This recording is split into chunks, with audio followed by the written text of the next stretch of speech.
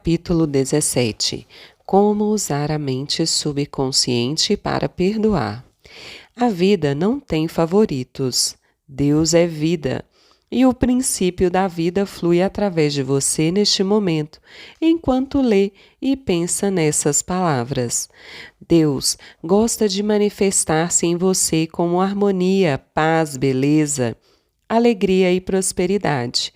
Isso é chamado de a vontade de Deus ou a tendência da vida.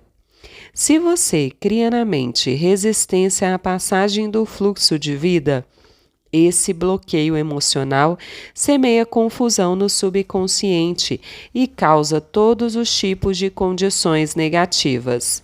Deus nada tem a ver com as situações de infelicidade e caos no mundo.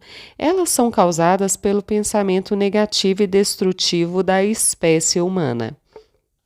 Constitui um grave erro, portanto, culpá-lo pelos problemas ou doenças que nos afligem. Numerosas pessoas criam, habitualmente, resistência ao fluxo da vida, acusando-o e censurando-o pelo pecado, pela doença e pelo sofrimento da humanidade. Outras lhe atribuem culpa por dores, mal-estar, perda de pessoas amadas, tragédias pessoais e acidentes. Enfurecem-se com ele e julgam-no responsável por seu sofrimento. Enquanto alimentarem esses conceitos negativos sobre Deus, tais pessoas enfrentarão reações negativas e automáticas da mente subconsciente. O que não conseguem compreender é que castigam a si mesmas.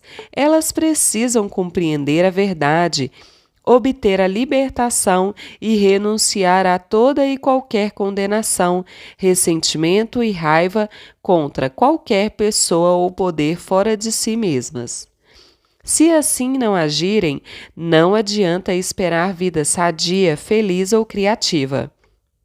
No momento em que acolherem o amor na mente e no coração, no momento em que acreditarem que Ele é um Pai carinhoso que as protege, ama, orienta, sustenta e lhes dá força, esse conceito e crença sobre Deus, ou princípio da vida, será aceito pela mente subconsciente e elas se beneficiarão de incontáveis maneiras. A vida nos perdoa sempre. O princípio da vida contém e abre-nos um tesouro infinito de perdão. Perdoa-nos quando cortamos o dedo. A inteligência subconsciente existente em nós age imediatamente para curar o ferimento. Novas células constroem pontes de um lado a outro do corte. Se contraímos uma infecção provocada por determinado organismo nocivo, a vida nos perdoa e cerca e aniquila o invasor. Se queimamos a mão, o princípio de vida reduz o edema e a congestão e dá-nos nova pele, tecidos e células.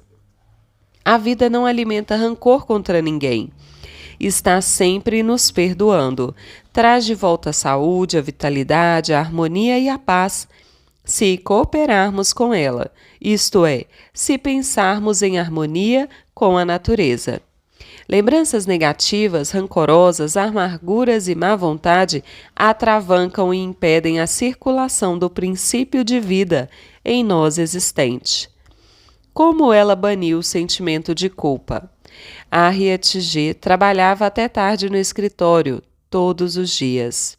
Frequentemente só voltava para casa depois de meia-noite e alimentava a esperança de que os chefes e colegas a admirassem por ser tão esforçada. Mas nada disso acontecia. Uma vez que ela era, em geral, a única a fazer serão, os demais nem mesmo sabiam de sua rara dedicação ao trabalho. Enquanto isso, sua família enfrentava sérias dificuldades. O marido e os 2 filhos mal sabiam como ela era. Quando a equipe júnior de beisebol, onde o filho Lawrence jogava, chegou às semifinais, Harriet não só não foi assistir ao jogo, mas nem mesmo perguntou quem vencera. Para complicar ainda mais as coisas, o médico disse-lhe que sua pressão arterial estava ficando perigosamente alta. Harriet veio me procurar quando o marido lhe disse que queria a separação. Perguntei-lhe por que o excluíra de sua vida e demonstrava tão pouco interesse pelos filhos. No princípio, ela explicou que era obrigada a trabalhar tanto assim simplesmente para conservar o emprego. Perguntei-lhe se os colegas trabalhavam tantas horas extras como ela. Não, reconheceu. Os outros cumpriam o horário normal e em nada eram mais competentes do que ela. Sugeri-lhe o motivo porque achava que ela trabalhava tanto. Há alguma coisa ocorrendo por dentro, disse eu. Se não houvesse, você não trabalharia dessa maneira. Você está se punindo por alguma coisa. Por algum tempo, ela resistiu à sugestão e insistiu em que seus hábitos de trabalho eram normais e que os outros, sim, que eram preguiçosos. Finalmente, contudo, reconheceu um profundo sentimento de culpa. 15 anos antes, com a morte do pai, fora testamenteira do espólio e deliberadamente deixara de entregar uma grande soma ao irmão mais moço. Por que você fez isso? Perguntei. Foi questão de cobiça? Claro que não, respondeu ela. Meu irmão, bem, ele tinha um gravíssimo problema com drogas. Eu sabia o que aconteceria ao dinheiro se eu o entregasse a ele. Disse a mim mesma que o estava economizando para quando ele conseguisse largar o vício. E? Perguntei. Harriet respirou profundamente. Isso nunca aconteceu. Ele se suicidou. Talvez nem não tenha premeditado, mas o resultado foi o mesmo. Ele tinha apenas 26 anos. Eu pensei muito nisso. O que teria acontecido se eu não tivesse ficado com o dinheiro? Talvez ele o tivesse usado para pagar um programa de reabilitação. E poderia estar ainda conosco. É culpa minha ele ter morrido. Perguntei. Se pudesse fazer tudo novamente, o que faria? Não sei, respondeu ela sacudindo a cabeça, mas sei que me esforçaria mais para ajudá-lo, em vez de censurá-lo porque ele tinha um problema. Mas, na ocasião, você achou que tinha razões para agir assim? Perguntei. Achou que fazia a coisa certa? Claro, retrucou ela. Mas, agora, acho que agi mal. O dinheiro não era meu. De modo que agora você não faria a mesma coisa? Não, não faria, disse ela, o rosto sério. Mas isso não importa. Eu jamais poderei ser perdoada pelo que fiz. Roubei meu próprio irmão e ele morreu. É apenas justo que Deus me castigue. Eu mereço isso. Expliquei-lhe que Deus não a estava castigando, ela mesma estava se punindo. Se usar mal as leis da vida, você vai sofrer como consequência. As forças da natureza nada têm de más. O uso que lhes damos é que determina se produzirão bons ou maus efeitos. A eletricidade não é má, depende de se você a usa para iluminar sua casa ou aplicar um choque fatal em alguém. O único pecado é a ignorância da lei. E o único castigo, a reação automática dela quando é mal usada. Se você usa mal os princípios da química, explode o local de trabalho. Se dá um murro numa tábua, é possível que a mão comece a sangrar. A tábua não tem nenhuma culpa. A culpa está no mau uso que você lhe deu. No fim, consegui ajudar Harriet a compreender que Deus não condena nem castiga ninguém. Seu sofrimento era devido à reação da mente subconsciente à sua maneira negativa e destrutiva de pensar. O que ela precisava era de perdão, mas também saber que o verdadeiro sentido do perdão é o perdão de si mesmo. O perdão alinha nosso pensamento com a divina lei da harmonia. A autocondenação é o inferno, prisão e restrição. E o perdão, o céu, harmonia e paz. Tirando da mente o peso da culpa e da autocondenação, ela obteve cura completa. No exame médico seguinte, a pressão voltara ao normal. A explicação a curou. O assassino aprendeu a se perdoar. Arthur, há muitos anos cometeu homicídio na Europa. Quando me procurou, sentia grande angústia e tortura mental. Acreditava que Deus tinha que castigá-lo pelo terrível ato que cometera. Pedi-lhe que me contasse o caso. Segundo ele, descobrira que a vítima estava tendo um caso com sua esposa. Chegara mais cedo de uma caçada e o surpreendera em flagrante, e num acesso de fúria atirara no homem, matando-o. O sistema judiciário foi leniente, cumpriu pena de apenas alguns meses de prisão. Ao ser solto, divorciou-se da esposa e emigrou para os Estados Unidos. Após vários anos, casou-se com uma americana. Ele e a esposa foram abençoados com 3 lindos filhos. Fez carreira bem-sucedida em um campo de atividade em que tinha oportunidade de ajudar muitas pessoas. Era apreciado e respeitado pelos colegas, mas, aparentemente, nada disso ajudava. Após todos esses anos, continuava a culpar-se pelo que acontecera. Após ouvir-lhe a história, expliquei que, segundo a ciência, todas as células de nosso corpo são renovadas a cada 11 meses. Tanto física quanto psicologicamente, ele não era mais o mesmo homem que cometera aquele homicídio que acontecera muitos anos antes. Além disso, ele, evidentemente, se transformara tanto mental quanto espiritualmente. Nesse momento, transbordava de amor e boa vontade para com a humanidade. A pessoa que cometera aquele crime anos atrás estava morta, mental e espiritualmente. Recusando-se a se perdoar, ele condenava um inocente. A explicação produziu um efeito profundo. Disse-me ele que se sentiu como se um grande peso tivesse sido retirado de sua mente. E compreendeu pela primeira vez o sentido interno da verdade seguinte da Bíblia. Vinde, pois, e arrazoemos, diz o Senhor. Ainda que vossos pecados sejam como a escarlate, eles se tornarão brancos como a neve. Ainda que sejam vermelhos como o carmesim, se tornarão como a lã. Isaías 1:18. Críticas não podem feri-lo sem seu consentimento. Uma professora primária chamada Ramona K. procurou-me após uma palestra. Disse-me que recentemente fora obrigada a fazer um discurso. Em seguida, uma colega lhe enviou um bilhete cheio de críticas. Dizia que Ramona falara muito rápido demais, engolira palavras e nem ao menos pudera ser ouvida com clareza. Ramona ficou magoada e furiosa, sentiu grande raiva da colega e, na escola, procurou evitar qualquer contato com ela. Quando a interroguei, Ramona reconheceu que merecia muito das críticas. Não tinha experiência em falar para adultos, antes sentira-se nervosa e, depois, feliz por ter acabado a provação. Esse era o motivo por que ficara tão magoada com as críticas da colega. Era como se alguém espinafrasse um bebê que estava aprendendo a andar, por não correr, quando simplesmente andar já era uma façanha extraordinária.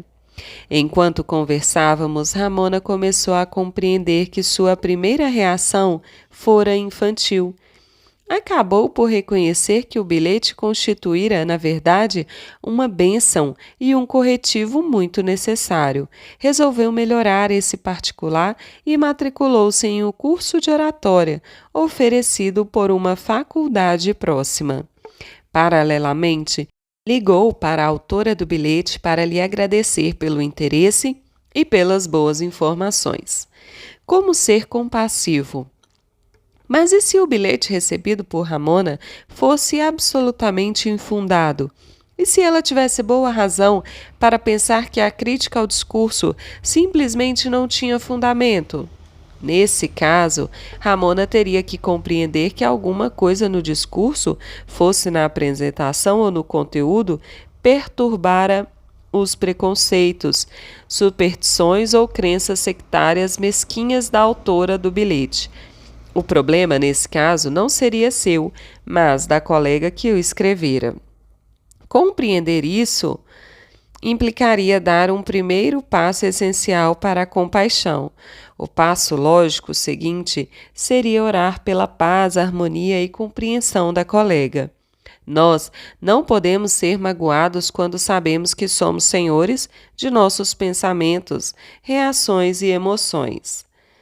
As emoções seguem os pensamentos e temos o poder de rejeitar todos os que nos perturbam ou incomodam. Abandonada no altar. Há alguns anos fui chamado para realizar um casamento em uma igreja próxima. O noivo não apareceu. Ao fim de 2 horas, a quase esposa derramou algumas lágrimas e disse em seguida: orei pedindo orientação divina. Essa pode ser a resposta à minha oração, porque ele nunca falha. A reação dela é reafirmativa à fé em Deus e em todas as coisas boas, e não sentiu amargura no coração porque, como disse, por mais que eu ansiasse por isso, acho que esse casamento forçosamente não teria sido a ação correta, porque orei por ação correta, não apenas por mim, mas por nós dois. Essa jovem passou serenamente por uma experiência que poderia ter lançado outra pessoa à depressão. Sintonize a inteligência infinita existente em seu subconsciente. Confie na resposta com tanta certeza quanto confiava em seu pai e sua mãe quando o carregavam nos braços. Essa é a estrada real para o equilíbrio e a saúde mental e emocional. É errado casar. Sexo é imoral e eu sou imoral. Uma jovem procurou-me após uma de minhas palestras. Disse que se chamava Carol. Fiquei impressionado com a aparência dela. Usava um vestido preto simples e meias compridas, também pretas. Rosto pálido e sem expressão, sem pelo menos vestígios de batom ou qualquer outra maquiagem. Maneiras controladas, mas também vigilantes, como se pensassem que as pessoas em volta poderiam, de repente, começar a agir de forma imoral. Logo depois, Carol começou a relatar a educação que havia recebido. Fora criado pela mãe, que lhe ensinara que dançar, jogar cartas, nadar ou namorar eram pecados. De acordo com a mãe, todos os homens eram maus. Sexo nada mais era do que devassidão inspirada pelo demônio. Se desobedecesse a esses mandamentos, se deixasse de segui-los ao pé da letra e espírito, arderia eternamente no inferno. Quando saía com rapazes do escritório onde trabalhava, Carol sentia um profundo sentimento de culpa. Estava convencida de que Deus a castigaria. Um rapaz de quem gostava muito propôs-lhe casamento, mas ela recusou, ou, como me disse, é errado casar, sexo é imoral e eu sou imoral. Era o velho condicionamento falando. Claro que essa jovem transbordava de culpa. Como poderia ser de outra maneira? Era-lhe impossível viver de acordo com as crenças da mãe. Era-lhe impossível também evitar o pensamento de que havia alguma coisa errada nessas crenças. O princípio da vida que flui através de todos nós lutava por reconhecimento e expressão. Sugeri a Carol que tentasse aprender a se perdoar. Perdoar implica renunciar a algo. Ela precisava renunciar a todas as falsas crenças e trocá-las pelas verdades da vida e por autoestima. Carol vinha conversar comigo uma vez por semana. Isso durou 10 semanas. Ensinei-lhe o que aprendera sobre o funcionamento das mentes consciente e subconsciente, como venho explicando neste livro. Compreendendo aos poucos ter sido vítima de lavagem cerebral, que fora hipnotizada e condicionada por uma mãe ignorante, supersticiosa, fanática e frustrada, iniciou finalmente uma vida maravilhosa. Por sugestão minha, passou a usar roupas mais atraentes. Foi à seção de cosméticos de uma loja no centro e recebeu uma ajeitada geral gratuita. Fez aulas de dança e aprendeu a dirigir. Aprendeu também a nadar, jogar cartas e a bater papo com rapazes. Rompeu inteiramente com a família e começou a amar e dar valor à vida. Descobrindo sua natureza interior, Carol começou a orar por um companheiro, afirmando que o Espírito Infinito atrairia para ela um homem com quem pudesse harmonizar-se por completo. Certa noite, ao deixar meu consultório, encontrou um rapaz que estava à minha espera. Apresentei-os casualmente. 6 meses depois, eles se casaram. Continuam casados e felizes. O perdão é necessário para a cura, e quando estivermos orando, se tendes alguma coisa contra alguém, Marcos 11, 25. Perdoar ao próximo é essencial se queremos paz mental e saúde radiante. Precisamos perdoar a todos os que um dia nos feriram, se queremos saúde e felicidade perfeitas. Perdoe a si mesmo, harmonizando seus pensamentos com a lei e a ordem divinas. Você não pode perdoar-se absolutamente até que tenha antes perdoado aos outros. Recusar o perdão a si mesmo é nada mais, nada menos do que orgulho espiritual ou ignorância. Na medicina psicossomática moderna, está sendo constantemente enfatizado que o ressentimento, a condenação de outrem, o remorso e a hostilidade estão por trás de um número imenso de doenças, variando de artrite a problemas cardíacos. O estresse causado por essas emoções negativas pode afetar diretamente o sistema imunológico, deixando-o vulnerável a infecções e doenças. Especialistas em doenças relacionadas com estresse dizem que pessoas que foram magoadas, maltratadas, enganadas ou feridas reagem muitas vezes enchendo-se de ressentimento e ódio contra os que as prejudicaram. Essa reação provoca feridas inflamadas e purulentas na mente subconsciente. E só há um remédio. Elas têm que extirpar e eliminar essas mágoas, e a única maneira segura de fazer isso é pelo perdão. Perdoar é amor em ação. O elemento essencial na arte do perdão é a disposição de perdoar. Se você deseja sinceramente perdoar alguém, já ultrapassou metade da barreira. Claro, você compreende que perdoar não significa necessariamente gostar ou fazer amizade com quem o magoou. Não podemos nos obrigar a gostar de alguém. Isso seria a mesma coisa que o governo baixar legislação tornando compulsórios a boa vontade, o amor, a paz ou a tolerância. Não vamos gostar de ninguém simplesmente porque alguém nos dá essa ordem. Mas, e aqui está o ponto crucial, você pode amar sem gostar de pessoas. A Bíblia diz: amai-vos uns aos outros. Impossível como isso possa parecer à primeira vista, quem quiser realmente fazer isso, pode. Amor significa que você deseja saúde, felicidade, paz, alegria e todas as bênçãos da vida a outra pessoa.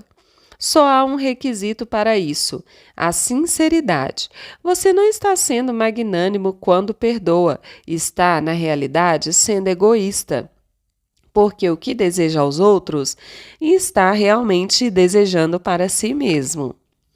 A razão é que você pensa isso e sente isso. Assim como você pensa e sente, assim você é. Poderia alguma coisa ser mais simples do que isso? Técnicas de perdão. Vejamos um método simples, mas eficaz para despertar em si mesmo o espírito de perdão. A técnica, se a praticar, vai produzir maravilhas em sua vida. Tranquilize a mente, relaxe, solte-se. Pense em Deus e no amor dele por você e afirme o seguinte: total e livremente perdoo. Pense no nome de alguém que o ofendeu.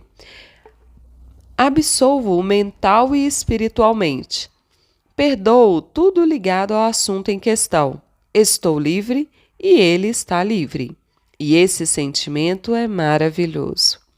Esse é o dia em que concedo anistia geral. Absolvo todos os que já me feriram e desejo a todos saúde, felicidade, paz e todas as bênçãos da vida. Faço isso livre, alegre e amorosamente. Sempre que pensar na pessoa Ou pessoas que me magoaram, direi: eu perdoei e lhe desejo todas as bênçãos da vida. Estou livre e eles estão livres. É maravilhoso. O grande segredo do verdadeiro perdão é que logo que se perdoa alguém, não há necessidade de repetir a oração. Em qualquer ocasião em que a pessoa em causa ou a afronta surgirem em sua mente, deseje o bem ao culpado e diga: que a paz seja contigo. Faça isso tantas vezes quanto o pensamento lhe acudir. Você vai descobrir que após alguns dias o pensamento na pessoa ou na experiência voltará cada vez menos, até desaparecer. O teste decisivo do perdão. Garimpeiros e joalheiros usam o chamado teste do ácido para saber se um metal é ouro mesmo ou imitação. Há também um teste do ácido decisivo para verificar se o perdão é sincero. Imagine que eu lhe diga alguma coisa maravilhosa sobre alguém que o enganou, roubou, prejudicou de alguma maneira. Se você começar a chiar de raiva ao ouvir as boas notícias sobre tal pessoa, as raízes do ódio continuam em seu subconsciente, fazendo o diabo com você. Suponhamos que você faz um tratamento dentário muito doloroso no ano passado e que, neste momento, me conta como foi. Se eu lhe perguntar se está sentindo alguma dor agora, você me olhará surpresa e dirá: claro que não, lembro-me da dor, mas não a sinto mais. Aí está. Se realmente perdoou alguém, pode lembrar-se do incidente, porém não sentirá mais o ferrão ou a dor que ele lhe provocou. Esse é o teste do ácido, do perdão. Você tem que pensar nele psicológica e espiritualmente. De outra maneira, está simplesmente enganando a si mesmo.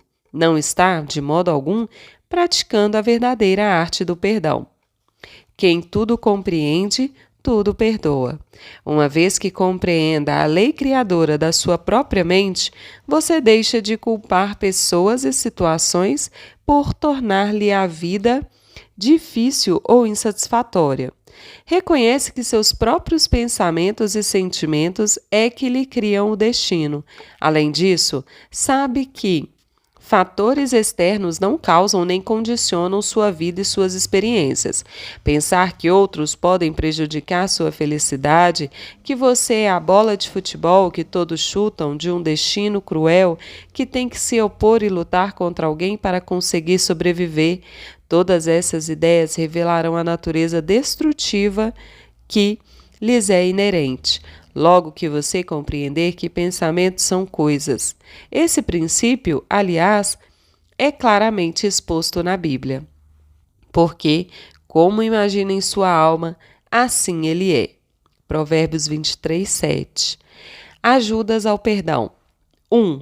Nem Deus nem a vida escolhem pessoas. A vida não tem favoritos. A vida, ou Deus, apenas parece favorecê-lo quando você começa a se alinhar com os princípios de harmonia, saúde, alegria e paz. 2. Deus, ou a vida, jamais nos envia distúrbios, doenças, acidentes ou sofrimentos. Nós os provocamos com pensamentos negativos e destrutivos, segundo dispõe a lei. Quem semeia ventos, colhe tempestades. 3. O conceito que você faz de Deus é a coisa mais importante de sua vida. Se realmente acredita em um Deus de amor, seu subconsciente responderá trazendo-lhe incontáveis bênçãos. Acredite em um Deus de amor. 4. Nem a vida nem Deus têm má vontade com você. A vida jamais o condena. Ela cura o corte na sua mão, perdoa-lhe se queima o dedo, reduz o edema e restitui a inteireza e perfeição à parte lesionada. 5. Seu complexo de culpa é um conceito falso de Deus e da vida. Nenhum dos dois o julga ou castiga. Você faz isso consigo mesmo através de efeitos produzidos pelo subconsciente e que têm origem em crenças falsas, pensamentos negativos e autocondenação. Deus, ou a vida, não condena nem castiga.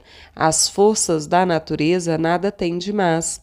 Os efeitos de seu uso dependem de como usa o poder que em você existe.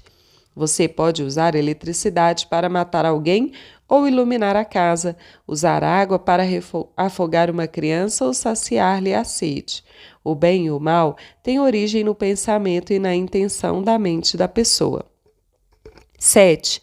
Deus ou a vida jamais pune. As pessoas que punem com falsos conceitos sobre Deus, vida e universo.